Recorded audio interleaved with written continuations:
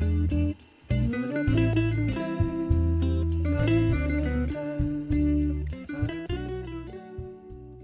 I'm Ananya. I'm a junior content manager with Trip 101.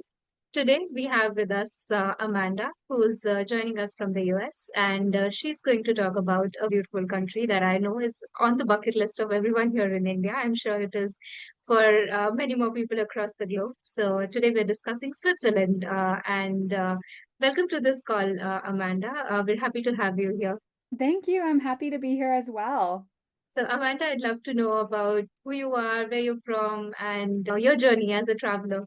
Yeah, absolutely. So my name is Amanda. I've been into travel my entire life, but really got a lot more into it after graduating high school. I started planning different trips with my friends, and I've really been the one in charge of itineraries and all of that. It just has always been so fun for me. So I'll never say no to organizing trips. And then just with how my lifestyle has differed from others, with me being able to work remotely, it has allowed me to travel more. So I found out that even though my friends like to travel, they can't always do it as frequently as me. So I started solo traveling in the past 2 years and have gotten really into that and now do a lot of my travels solo. I've had a travel blog that I do as well. I put lots of itineraries, blogs, tips on there, do travel blogging on my social media as well. So it's just been a fun way for me to be able to share tips with others based on my experiences. I always want to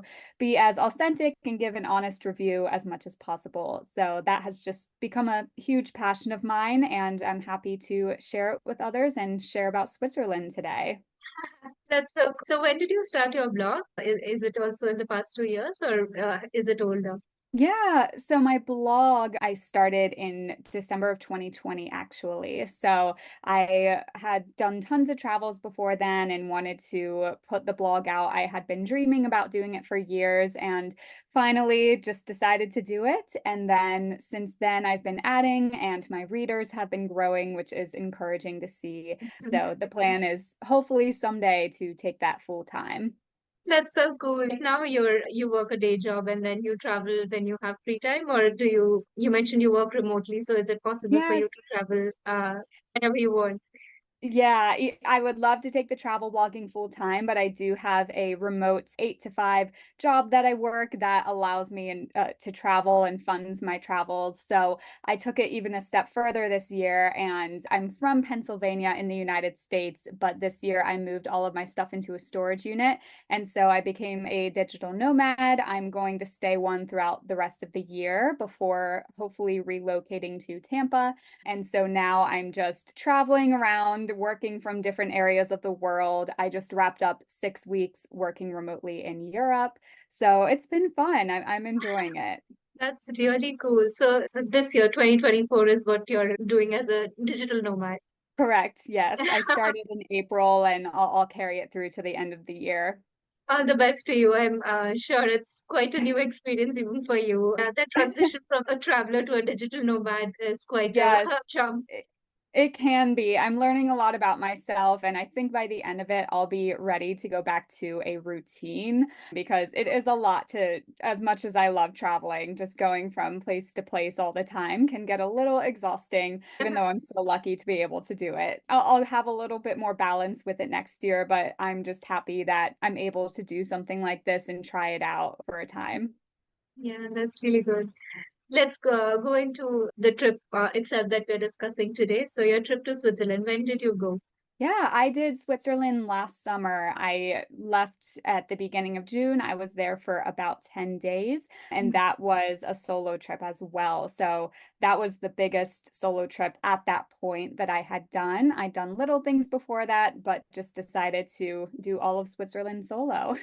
And how was it? Like, did you like being a solo traveler in Switzerland? Yeah. I ended up loving it. Yeah, it was great. I had booked a few different types of accommodations. So at first it felt a little bit solo my first 2 days because I was at a hotel. But then I based myself in a hostel for about 6 days and got to meet a ton of people. They're just always so social. So that was a great way to meet people. I ended up barely being alone on my solo trip, but the solo moments were great. With solo travel, you get to create your itinerary to be catered to what you like to do. So you don't have to ask others if they're okay doing what you want to do. I was Yeah. able to do things like in my background, paragliding, and it was just incredible. All of these bucket list adventures I was able to cross off.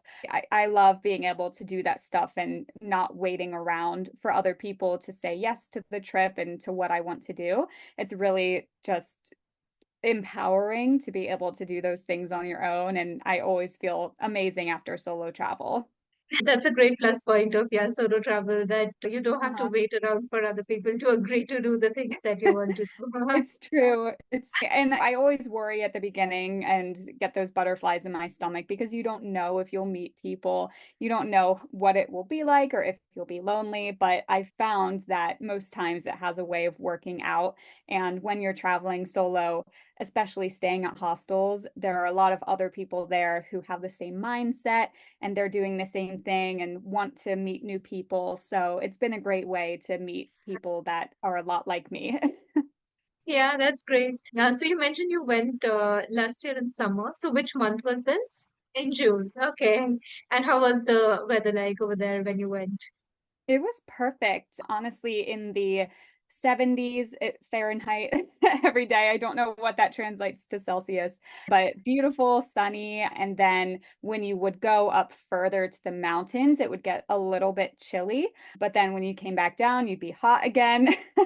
But it was honestly the perfect weather. I really lucked out. I know some people who went June of this year and it was a bit colder, a bit rainy, but I had some really beautiful weather, so I can't complain. Blue skies, as you can see in the picture. Yeah, I think that was quite essential for being able to paraglide, definitely. Yes, it was perfect weather.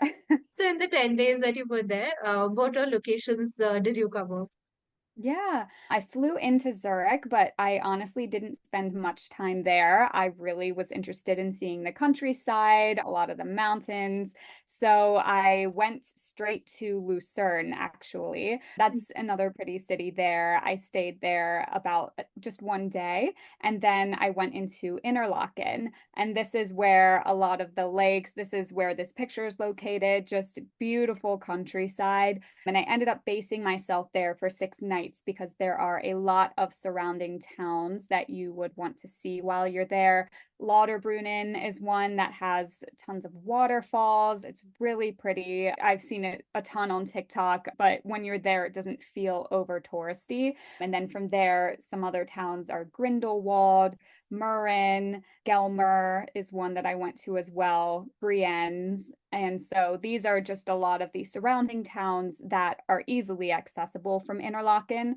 So rather than hopping from place to place, it was good to just have all of my suitcases, or one suitcase, but all of my stuff at one location and then hop on the train. Public transportation there is really easy to do. And so I was able to do that. And then after my 6 nights there, I went to Bern, which is the capital, and that was really pretty. I ended up including that in the itinerary last minute. I ended up loving it. So that was a really pretty city. Then I ended my last day in Zurich since I would be flying out of there. I just spent a half day there as well. But I wasn't in Switzerland for the cities, I was there for the countryside. Yeah, so Tulakan was where you spent most of your time. Yes, or the surrounding towns. I slept in Interlaken, but honestly only explored that town for about a day. It was more Mm. so it was a good center point to Yeah. catch the trains and go to the surrounding towns or catch the boats there. It's really pretty to go on the water. It's just this aqua color. It's Mm. incredible in person. Just from your the background picture that you have, like the color of the water is definitely like just a Yeah, sparkling. it feels like you're in a postcard. So you flew into Zurich and then you went to Lucerne and then Interlaken was where you spent 6 days and of course not specifically in Interlaken itself, but moving around from various towns. And then the next one was Bern and then back to Zurich. Correct. Okay.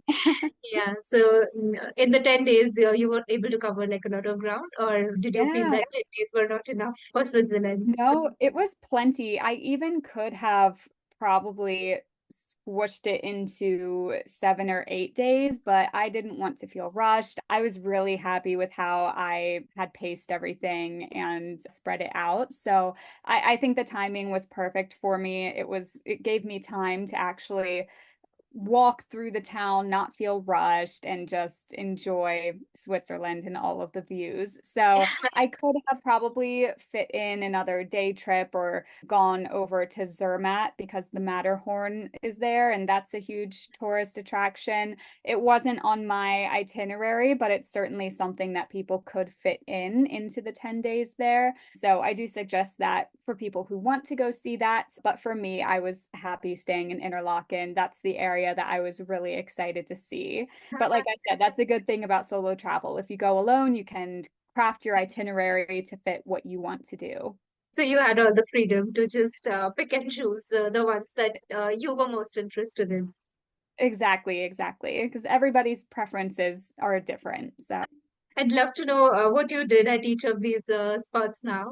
So if you can take us yeah. through your itinerary. Yeah, If- absolutely. I do have the full itinerary written out on my blog if anyone wants to read that, but I'll go through it here with you, of course. In Lucerne, I explored the town, and then that night they have a traditional Swiss restaurant and a show that they put on there. So you do need to make a reservation ahead of time. It's called Stadtkeller Lucerne.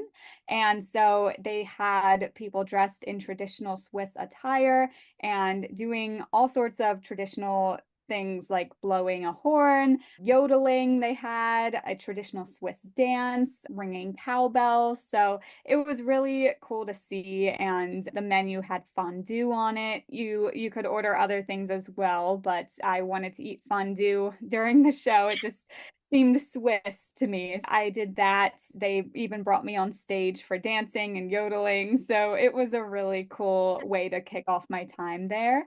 And then I took the train to Interlaken. So what I did in Interlaken was they have different things called funiculars. And so they take you up the mountain. You can look out the mountain. The one I did there that is popular is called Harder Kulm. So that is a really pretty one for just looking out over Interlaken. You'll see similar views to this. And then paragliding is huge in Interlaken. So even if you're a bit scared of heights like me, I do recommend it because it is just an incredible experience. It gives you an adrenaline rush. It gives you such a unique view of Interlaken and the surrounding mountains and the lake. So that's one of my favorite things that I did there. Some of the day trips I took were to Lauterbrunnen, just exploring the town there, walking to the waterfalls. And then when you're in Lauterbrunnen, you can take more funiculars or cable cars up to the two towns that it is surrounded by. In Grindelwald, they had a toboggan run that I did, which was very fun. You take a cable car up to the top of the mountain and then ride down in a toboggan, which is very fun. I felt like a little kid. Also did first cliff walk Grindelwald, where you take a long cable car ride and it takes you up to this cliff, and they have a little fence that they built around it, but it feels so cool to be up that high and looking down below you. It's a little intimidating if you're scared of heights, but there's a fence. You're absolutely fine. And then another thing I really enjoyed was in Brienz, which is close to Interlaken. They have a cogwheel train that you can take through the countryside. So I did that as well. It really was cool. It went through the mountain, which was amazing. So you could reach your hand out and touch the mountain as you went through it. They were just they had steam coming out of the train. It just felt really authentic. And then I actually took a boat back from Brienz back to Interlaken, which was cool. So a lot of cool, unique things there and just enjoying the different foods. And then I went to Bern. And like I mentioned, this is the capital city. So there's just a lot to see walking around there. They have these cool underground shops. So they were fun to check out as well. And it was just a different vibe from being in the countryside, surrounded by nature. It was cool to be back in a city, but this was a bit unique. It still had its charm to it. It wasn't super modernized and it was just beautiful. And there was a lake running or a little river running through there as well. Yeah, and I made sure to get gelato as much as I could. I always loved gelato over in Europe. But yeah, that is pretty much what I did and just exploring by foot a lot too. I always get my steps in when I'm on vacation. Yeah, there's a mixture of adventurous things to do and sightseeing, so I made sure to get as much in as I could. It sounds really absolutely amazing. And just like the number of types of transport that you mentioned, Yeah, I and that you know. And it was great. What if you go and base yourself in Interlaken too, they have a transportation pass. A lot of people go to Switzerland and get the Swiss pass, but I ended up getting something called the Berner Oberland pass. And basically the reason I got this is because it covers that whole Interlaken region and the surrounding towns. And it includes unlimited travel on the trains, the buses, the cable cars, the boats, and access to some of the activities like the cogwheel train and the harder Kulm. So, with everything it included, I was so happy that I got it. It made travel between the towns so much easier, included so many things. It also included the first cliff walk Grindelwald. And on its own, all of those would have a heavy fee. And so it made so much more sense to purchase the pass and do all of this transportation. And it's fun public transportation too. Like you're on a beautiful train ride, a beautiful boat ride. So it's not just like a New York City subway. that's a really good tip. And like you mentioned, all of these means of transport, they're actually pretty unique. Like you wouldn't really find them in many places. So, Yeah, like a yeah. cable car. We barely have any of those over in America. Maybe a few in Colorado or something, but they're just everywhere there. It was very cool. So if you have to pick out of each of these that you took, which one was like the most, the one that you enjoyed the most, or one that stood out for you? Probably the cable cars because it was just so cool. Yeah, it's just something unique. I've been on trains, I've been on boats, and they're all fun. They all offered beautiful views there, but since the cable car is so unique, that ended up being my favorite. That's great. So you were mentioning that you had a lot of gelato, but apart from that, what else did you enjoy in terms of food while you were in Yeah, Switzerland? great question. I will be honest, that was the only drawback in Switzerland. I went there for the views, not for the food, Yeah. because I ended up not loving the food. The area I was in was a lot more German influence, and they just had some heavier dishes. And that's just not what I usually like to eat, but there are plenty of people who love that. So some dishes are, like I mentioned, fondue, roasty, which is basically like a potato dish. It reminded me of hash browns, and it's covered with sauce, chicken, or whatever toppings you have on top of it. But it was a lot of heavier stuff like that. And so I ended up just getting different cultural foods while I was there.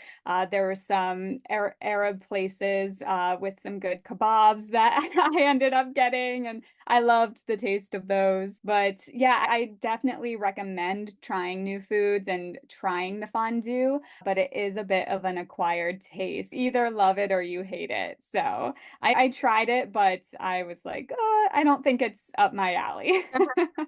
I think it's also a type of food that you can maybe have once a day or maybe once in a few Yeah, days. It's not something exactly. that you can, yeah, Yeah, regularly have. exactly. You have to try it there to say you did it. I had fondue in Switzerland and but it's also not something that they even eat every day. It's more of a Yeah. special occasion. Since Switzerland is like the land of cheese and chocolate, Yeah. did you find any special types of cheeses or chocolates that you especially enjoyed?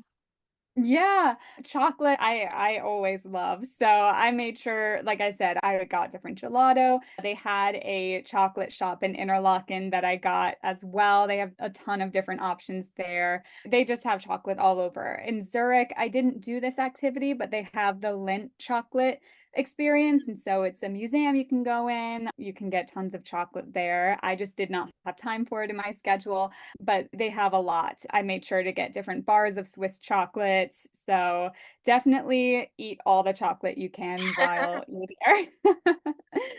And any cheese, any type of cheese that you liked while you were there? Yeah, I feel like they, like I mentioned, are most well known for their fondue. I didn't really go out of my way to sample other cheeses. I got cheese on my cheeseburger or just made in different dishes that I had. But they didn't really have anywhere to sample cheese, at least not Oh, where okay. I went. Yeah. Okay. But pretty good on the chocolate part already. So I'm sure you Yes. took it as a Yeah, souvenir as well for people back exactly. home. You Yeah. won't have a hard time finding chocolate. A lot of people too that visit, like I went into one of the grocery stores, and some people like to do that so they can make their own foods as well as just get some of the local things and or just to save money as well, since Mm. it is a more expensive destination. You can budget it for sure though. I definitely was able to make it cheap for myself, but there are times when you will splurge. Food is one of those things that is more expensive. And so grocery stores are also a great thing to do there. It's fun to see what other countries have in their grocery stores too. Really. I want to ask about your paragliding experience as well. How was that? It was great. I went through the company Paragliding Interlaken. They're the main one there. There are other ones you can choose from as well, but I saw good reviews for this one. And so they picked us up, and on the way up, you get assigned to who your paragliding instructor will be. And then from there, you drive to the top of the mountain, you get your safety instructions and get your gear on you. And then basically, you get a running start from the mountain and you just pick up air. And then all of a sudden, before you know it, you're flying. And so when the conditions are good, they try to stay up for about 20 minutes. I had great conditions the day I went, so I was happy about that. It honestly felt longer than 20 minutes, so maybe we stayed up a bit longer, but it's incredible. I paid a bit extra for pictures and videos, so it was worth it to get this photo. I mean, it was only about For sure. $40 extra, so I wanted it. I had to prove that I did it. So it was great. My instructor, he took tons of pictures, videos. He had different ideas for poses we could do, like making a heart with my hands. So he was great, really made me feel calm throughout it as well, since I was a bit nervous. And then if you're into it, some of the paraglide instructors like to do little like loops or just have you go I like up and down like that, but I wanted him just to stay straight because I started getting sickness. But once we were straight, it was good. And then, yeah, after your time is up, you land in an open field down in Interlaken. And after that, you get your pictures and videos sent to you if you opted into that. And that's it. But it was such a fun experience. I recommend it to everybody who's going there. So did you book with International Paragliding before you went, or you find them? I booked that ahead of time. I found them. I was last minute. I was debating it because it was a little bit of a splurge for me. It was over $200 and I wasn't sure. I can sometimes be a little afraid of heights, so I was like, no, I'm not gonna do it. But then about a week or two before the trip, I changed my mind because I was just like, you know what? I'm gonna face my fears and do this, and it was so worth it. I was happy. Yeah. And it's pretty cool that you did it because, yeah, you got to see the views from up top. Are there specific times of the day when you can do the paragliding, or is it open all through? Yeah, I believe that they do have times throughout the day. I did a departure around 10 or 11 a.m. And so that was a good time. It wasn't too hot, wasn't too cold.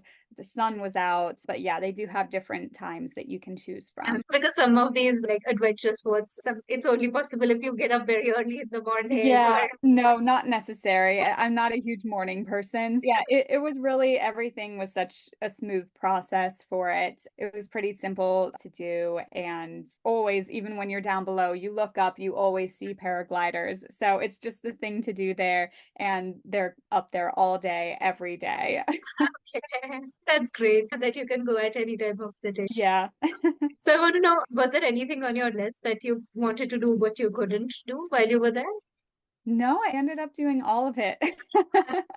Yeah, I the one day was a little nervous that I might miss the one activity I had booked, but I ended up making it there. It was a town called Gelmer, and they have something called the Gelmer Bahn, and it's Europe's steepest funicular. And so you take this funicular up the mountain, but then taking it back down is even cooler. You feel like you're on a roller coaster. It goes very slow, but going down the mountain, you feel like you're on a ride in an amusement park. And it was just so cool looking out. But it does take a bit of time to get there from Interlaken. It was between 2 and 2.5 hours, and you have to take a train and then two different buses. But it was worth it once I got there. And then if you take the funicular to the top, they have this really pretty lake that you can walk around. So I recommend booking that in advance if you are going to do that. Get the ticket for the funicular and give yourself a little bit of time between the time that it takes you up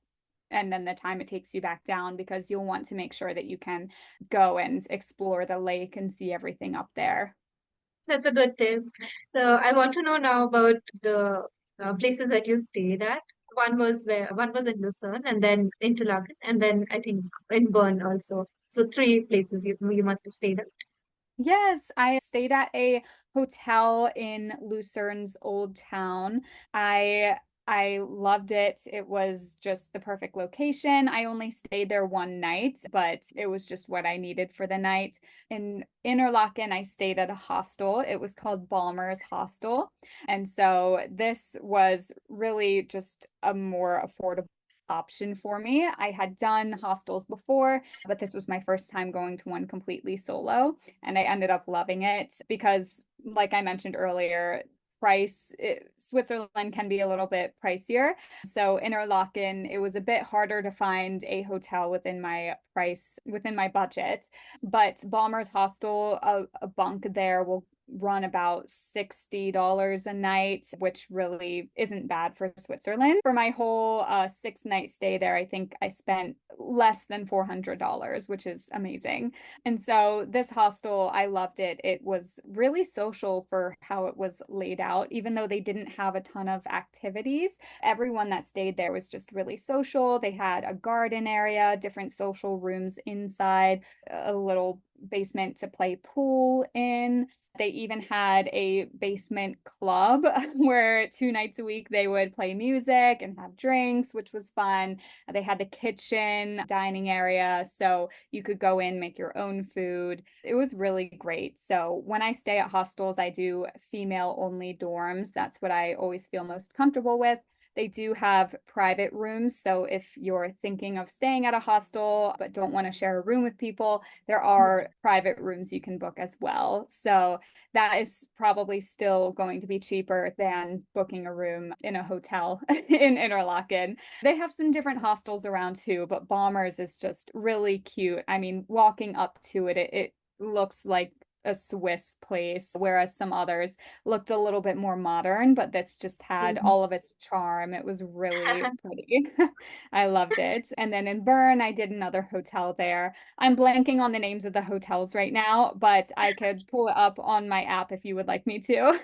But yeah, and then in Zurich, I just stayed at a hotel by the airport just for something quick and easy. But the hotel in Bern was really nice. It was just a boutique hotel. They had a really pretty breakfast that was included, just different fruits, croissants, pastries, overnight oats, things like that. You would just go and serve yourself. They had little tables outside that you could sit at, and you could see the city from there. It was just really pretty. Did your hotel in Lucerne also had meal included? I don't think that one did. No, I don't remember it having it included. But I also had to leave early that morning, so it's possible it was included, but it wasn't. Even if it was, I didn't get a chance to try that one out. And you mentioned earlier that you were relying mostly on grocery stores to pick up the food that you were eating or visiting like local spots. Yeah, yeah, visiting local spots. I love to try out local spots, but going to the grocery store in Switzerland is also a great option, especially if you have access to a kitchen. You can just get some Yeah. things that are cheaper there, make your own meals as well. But yeah, there are different restaurant options to choose from for sure. So all three of your stays, you enjoyed the two hotels Yeah. as well as the hostel. The Yeah. hostel definitely sounds like a cool spot.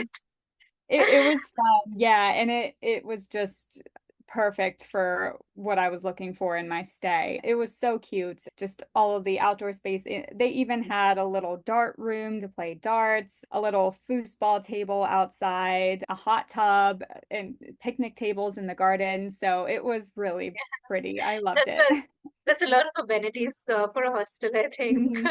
Yeah, yeah, it had a lot. I was really impressed. I'll always tell people about it when they ask about my trip.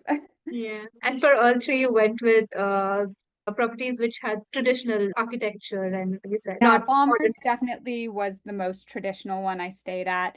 The others were located in the like old town, so they had a charm to them, but it didn't look like the traditional Swiss homes that you see with like the flower beds out the window and things like Bombers Hostel look like. So in a way, you're experiencing a little bit of that local way of living while at Bombers. Exactly. It was in a good area of town as well. I could walk everywhere from it. The train station was a 15-minute walk, so it really was perfect for what everything I had planned. Okay, that's great. Yeah. It's important to have a good accommodation, Yes. especially since you were spending 6 days over there. So that's quite Uh-huh. important. So, Amanda, if I ask you to, I know that you've already shared a little tidbits here and there, but if I ask you for tips that you would like to share with first-time travelers to Switzerland, what would those be? Yeah, I mentioned this earlier, but definitely do the transportation pass. I think that saved me a lot of trouble. It was way better than having to book everything individually. I also have a blog just on comparing the different travel passes because the Swiss one is a huge one there. And so I do say to people if you are traveling outside of the Interlaken district, like if I had included Zermatt and some other towns into my itinerary, then maybe I would have gone with the Swiss travel pass. But because I knew I would be happy just in the Interlaken district, that Berner Oberlin pass was perfect. It really includes so much. It isn't advertised as much as the Swiss pass, so that's why I like to tell people about it because it includes so many activities, and so it's really worth it for your trip. Trying to think of some other tips that I haven't mentioned already. Just booking different things ahead of time as well. The cogwheel train that I did in Brienne's, even if you got the Berner Oberlin pass and it is included in that, you do still have to go early to the train station to show them your pass, but then they have to print you a ticket based on the availability they have that day. So if you are going to do that cogwheel train in Brienne's, I just recommend getting there earlier rather than later, just in case the time slots begin to book up. So it's nice to go get your time slot. And then if you have extra time before the train takes off, you can go and get something to eat to pass time or look at the lake. A lot of people swim in the lakes there as well. It is freezing, but I did bring a bathing suit just in case, and I got in, but it is rather cold. But it's fun to check it out. And yeah, different places in Switzerland as well just have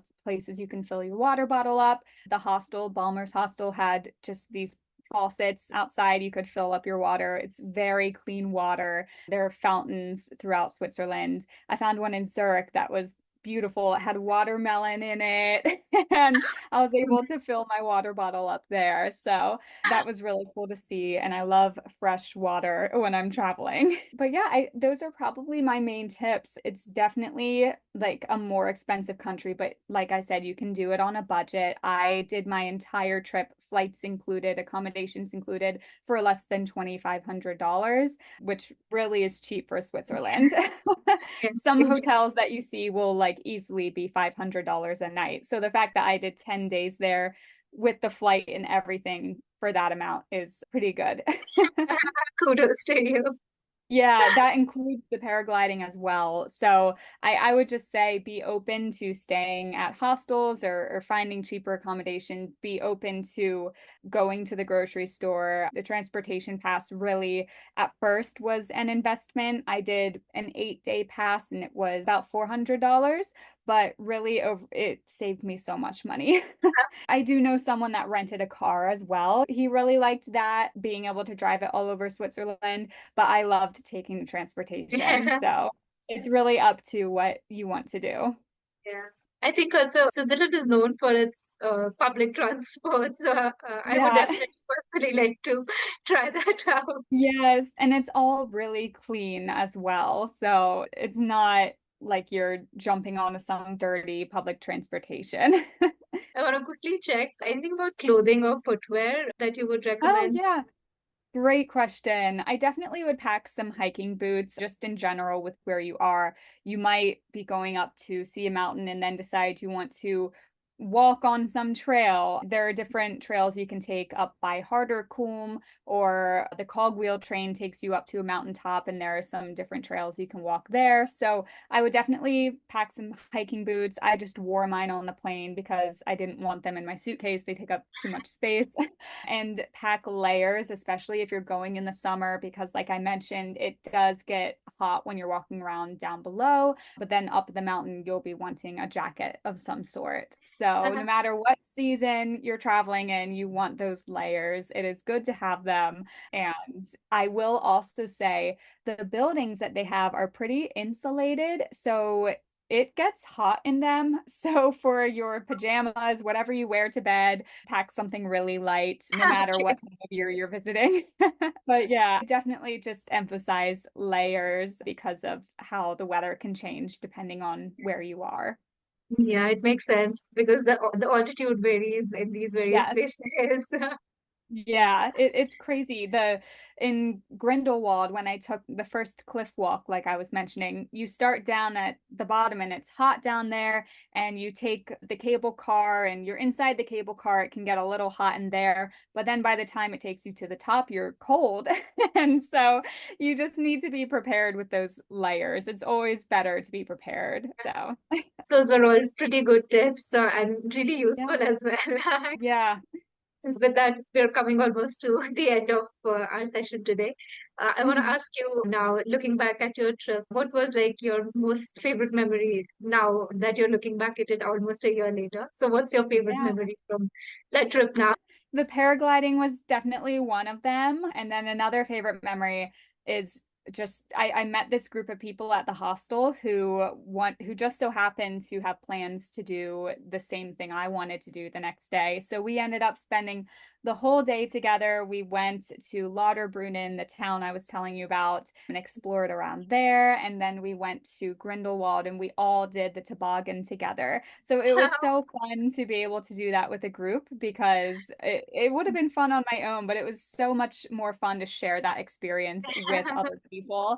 I absolutely loved it. So that is still today one of my top memories from the trip because even when you are solo, it is great to meet other people. And a lot of times the people you're with can just make it so much better. So that's one of my top memories as well, just spending that day with them. Later on, we went to the lake, and we all took a dip in the lake, swam a little bit. But yeah, spending the day with all of them was so memorable. So I loved all of that, loved the paragliding, but those are probably my top two.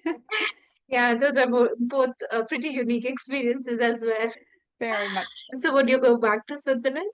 Yeah, that's a great question. I would go back if it were to be with another trip. I feel like I got everything out of the trip that I wanted to, and I saw all the sites I wanted to see. So if I were to go back, it would be if I'm traveling somewhere nearby and it makes sense to stop over. I definitely recommend it to everybody. Like I still to this day, it's one of the best trips I've ever taken. But I think because I did everything I wanted to do, if I were to go back, it would just be me doing the same things again. So I Oh, think it would be fun to go back with someone and be able to show them the things I did. But because I accomplished all of it solo and already have all the memories, I feel like going back, I'd want it to be with someone else this time. that's such a huge sign of a great trip that you want to Yes. redo it, but with someone else so that you can show them like how great it is. Exactly. It was so fun. I had a friend go earlier this year, and so I was able to give her tips. And then I loved hearing about her trip afterwards because it was just so fun to know someone else that was able. Oh, I had two friends go this year. I inspired another one. I told her to go paragliding, and she did it. So I was happy to see some of my tips rubbing off on her. So you've been selling off Switzerland to your Yeah, friend circle. exactly. So hopefully I can inspire some more people to go. Yeah, definitely. I'm sure that our viewers today will also find all the details and insights that you have shared about Switzerland quite useful. So, thank you so much for joining us today and sharing about Switzerland. It's been lovely listening to you for myself as well. Like, it's been great to just see it through your eyes and just the joy on your face as you're telling me about everything that you did over there is so evident. Oh, good. Yeah, it's hard not to smile when I'm talking about it. Yeah. Yeah, so with that, we will sign off. Amanda, thank you so much for joining us today. Bye bye. Thank you so much for having me. I appreciate it.